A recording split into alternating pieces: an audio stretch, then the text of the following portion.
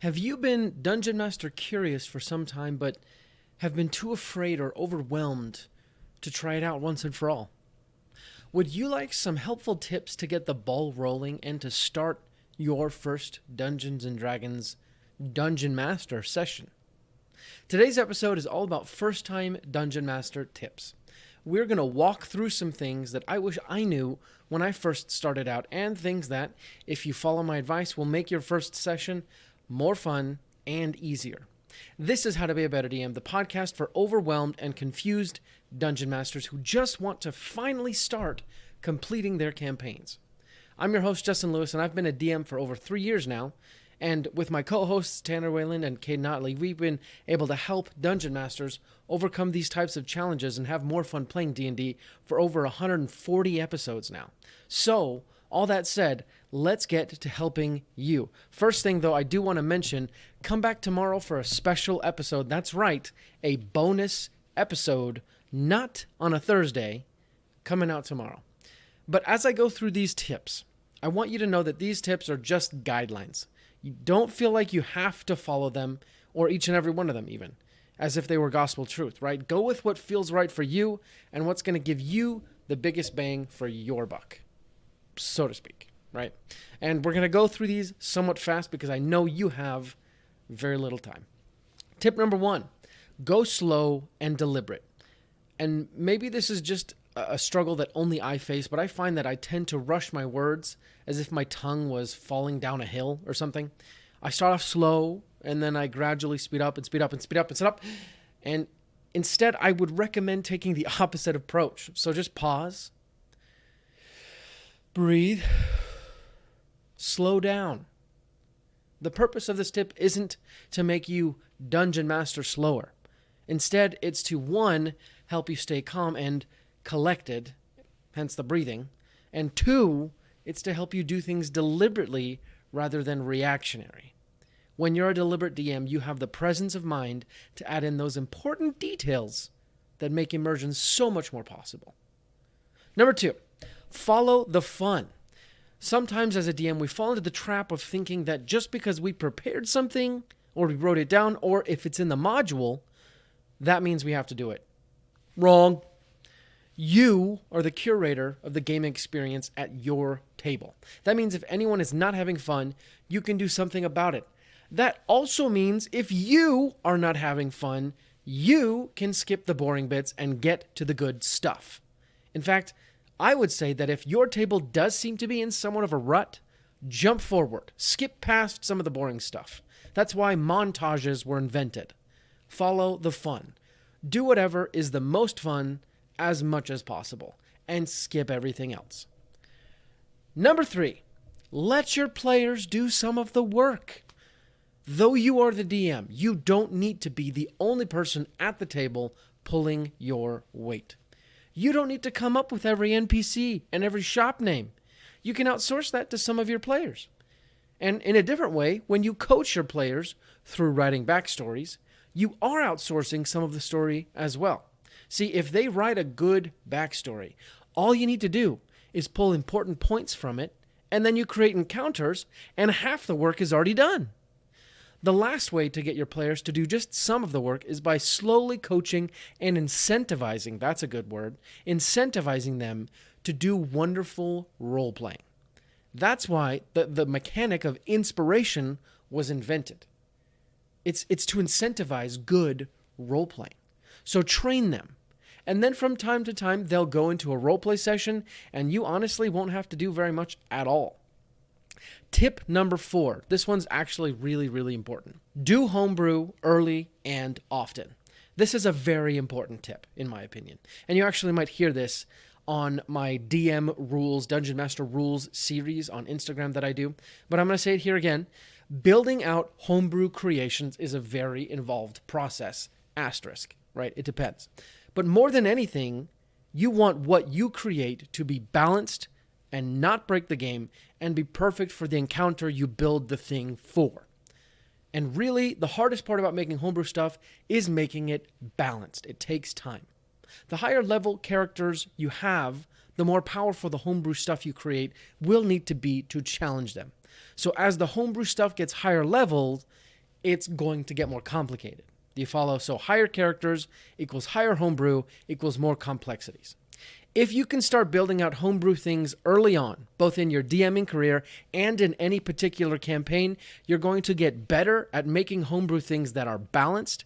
Your skill will improve at a rate comparable to the rate of progression in any given campaign, and your homebrew creations will have a better chance of staying created well and balanced and fit for any given campaign or encounter you create.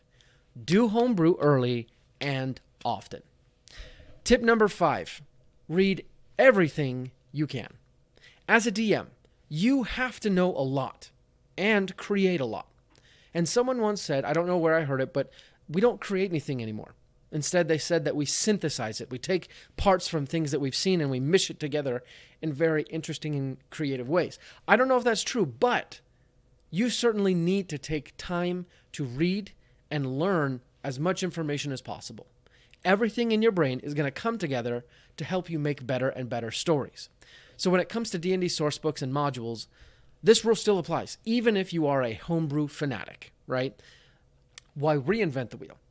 Why create new mechanics for things that already exist, right? For example, I tried creating mechanics for having a werewolf in your party when someone out there, probably multiple people out there, have done that already. So save yourself some time and energy. Read everything you can in the vein of creations for D&D. That will save you a lot of time. Also, read everything you can outside the world of D&D as well. Because who knows if some random college textbook about physics is going to give you some sort of encounter idea involving a really cool black hole monster or something like that, right? That sounds super cool. The possibilities are endless, but sometimes they just need a spark to get started. So read everything to get that spark. Tip number 6, spend some time every day writing. While everyone has their own method of session or campaign prep, all methods involve practice. And as a DM, you are in some way, shape, or form a wordsmith. You will use words to craft your tales and design the experiences of the table. By spending a little bit of time every day, at least doing some writing, you are going to start training yourself how to put words together. And most of us are adept at speaking, but when you really look at your words, sometimes they're not really exactly what you want them to be, right? Daily writing practice can start to help you make sure every word deserves to be said. Daily writing practice can also go a long way to helping you avoid writer's block and burnout. Burnout can occur when you're not really being emotionally rewarded by any emotionally taxing activity, like being a dungeon master. Writer's block happens when you don't know what should happen next. This combination is deadly. With a daily writing practice, you can push yourself past that because writing words, regardless of how good they are, will push you past that. When it comes to writer's block, sometimes all you need to do is get out 1,000 words of utter garbage to find those 200 words of pure gold. When it comes to burnout, splitting your session prep into multiple days is going to make sure that, for one, it happens, and for two, it's going to make sure that you spend some time every day thinking about the game. This combination is going to reap dividends in the long run. Tip number 7, foundation first. Always work on your story first, along with character and conflict. If you want to go back to Creative Writing 101 to think about this, then perfect. Because before you start worrying about putting those LED lights that are super cool up in your game room, you better darn well make sure that you know what sort of things might be happening in the session and the campaign. Because at its core, D&D is a cooperative storytelling experience. That experience doesn't happen if you haven't written the story. Tip number 8, details make it incredible. Once you do have that foundation, that story, the conflict, the plot, the characters, anything else, then you can add in those cool, very important details. For example, planning on giving the party some sort of letter within the story. Maybe you should take some time to actually write the letter out. Make it parchment or something like that. And let me be clear, this step only happens after you have the story and the general session prepared. But details are what takes a good game to being a great game. This is what you do when you have extra time, when you've prepped and you're ready and you have extra time. This is not what you do when you first start a campaign. And let me be also clear, details can also mean finer details within the world building context. So in your area that your characters are in, the local dialect has people say this word often. That's a detail that your players will remember. You don't necessarily have to make actual props. Tip number 9, always be meeting people. As a DM, you always want to have your dance card full. And what that means is you have players, an unending supply of players who want to play in your games. The best way to do that is to keep yourself open to new relationships and friendships all the time, which is actually a lesson I'm learning personally from people like Caden, who is one of the hosts on our show. When out in public or in other areas, make sure to be open to making friends with random strangers. Keep yourself safe at all times, obviously, but be open to sharing your hobbies. You are going to be surprised at who reacts favorably. There's going to come a time when you share some hobby, and then someone will say, I've always wanted to try D&D. That's when you invite them to play in your game, if you have room. Or at the very least, you write a list of people that could play should you have a spot open up, but you vetted them, you know that they want to try it, and honestly, they're just waiting for a phone call from you. Always be open to meeting new people. Tip number 10, make your player characters the stars. Your player characters are the PCs. That's what player character stands for. They are not the NPCs. So they should get the most screen time out of any character in the game. And even more than that, every player character should feel like their character was just the character needed in any given encounter, story arc, session, or campaign. And to do this, you should learn about your character's backstory. You should dive in. You should also spend some time in their character sheets, learning what they can do. You do this so that you can introduce elements in your game that would let your character shine, or maybe poke at their weaknesses in a perfect way. A perfect example of this is if you have a paladin in your group, then you absolutely should be fighting undead at some point, because paladins get extra benefits against undead. Same with clerics. You want your paladin to feel like, wow, I was exactly what we needed in that encounter. Make your player characters shine. Tip number 11, know what you're good at. As a DM, you will have many strengths and many weaknesses, so get a good understanding early on of what you're good at. You'll likely be good at a few different things. Take these things and sprinkle them liberally throughout your sessions. And then take some time to work on your weaknesses, because there's nothing wrong with working on your weaknesses. But there's also nothing wrong with doubling down on what you're good at from the very beginning, because you're good at it. You'll likely have fun doing it. And your players will likely have fun playing through it. So know what you're good at. Tip number 12, don't try to have the best session ever. This is the idea of trying to force it. If you've ever tried to force anything in your life, it doesn't work. You know that. Instead, focus on each element of the game and do your best there. This is the idea of the flow state. Get into your flow state. Rather than thinking, this session is going to be the best session ever. Think, how can I improve this one character over here, this one NPC? Doing that will make sure that you don't try too hard, and because D&D never works for people who try too hard. It's a proven fact, right? So don't try to have the best session ever. Tip number 13, steal ideas. Asterisk. Always, always, always, always, always, always, always take inspiration from cool things that you've seen, done, experienced, read about, heard, tasted, smelt, all the things. There is one exception, though.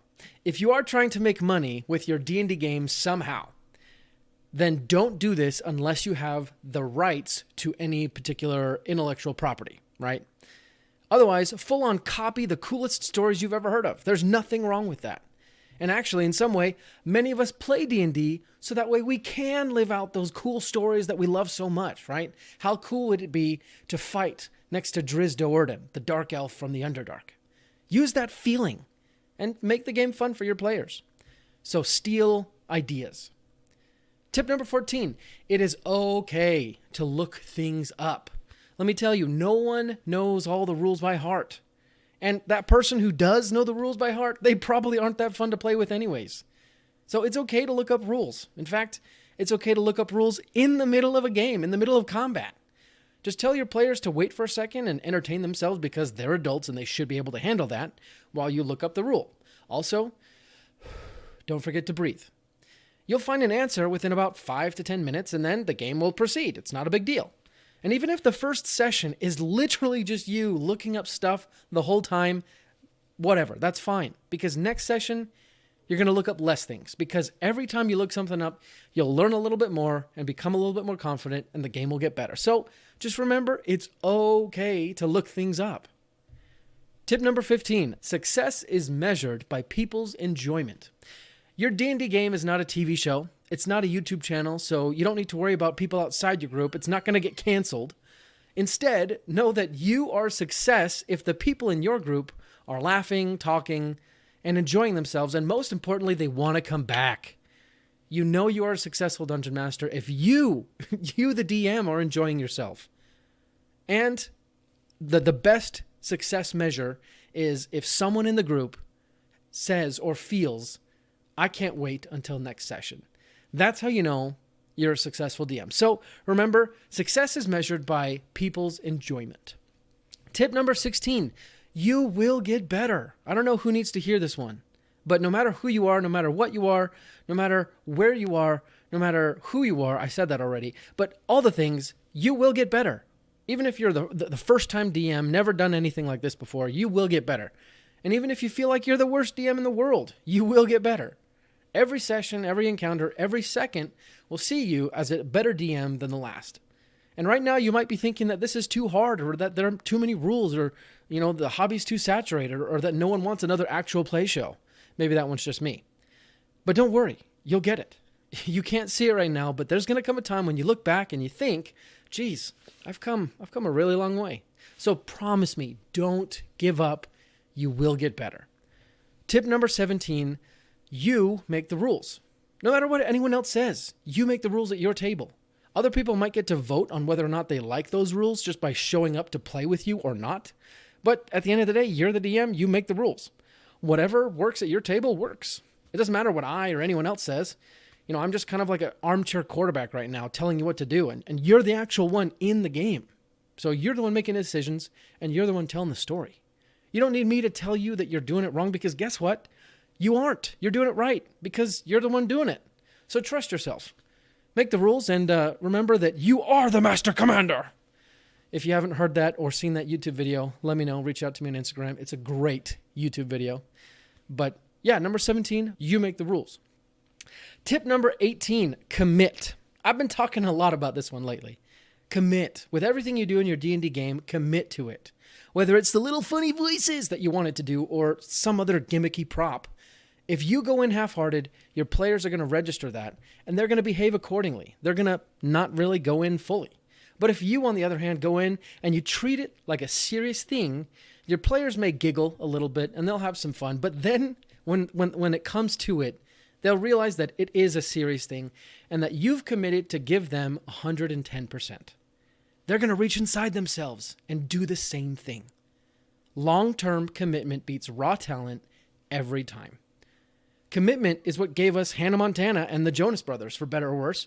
But more importantly, commitment is how those two brands, Hannah Montana and Jonas Brothers, became wildly wealthy and successful. They committed to what they were doing, and people paid them money. So, commit. Tip number 19, make it your own. You're the Dungeon Master. You may be playing someone else's module or taking ideas from something else, but make it your own. You get to do whatever you want, right? So who says Waterdeep needs to be on the Sword Coast? Who says Drizzt Do'Urden needs to be a good guy? Who says you can't even kill the Raven Queen?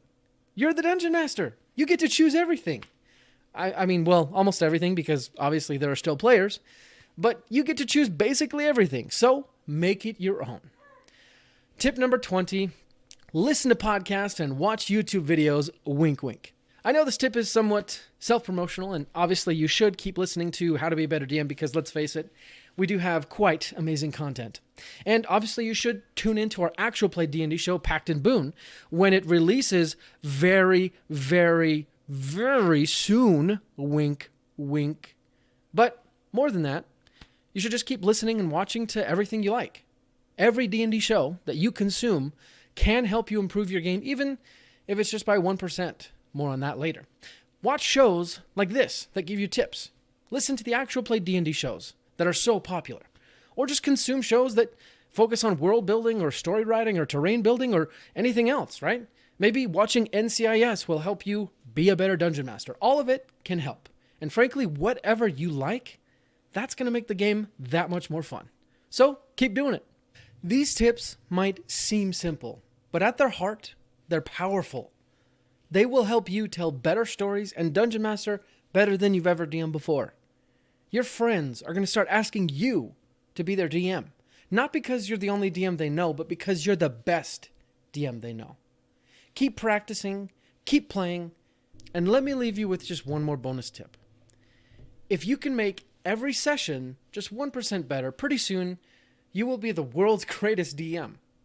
So don't do it all at once. Instead, just focus a little here, a little there, and never stop DMing. These 20 tips that I've shared with you, they won't make you a great DM today, but they will make you a better DM by and by.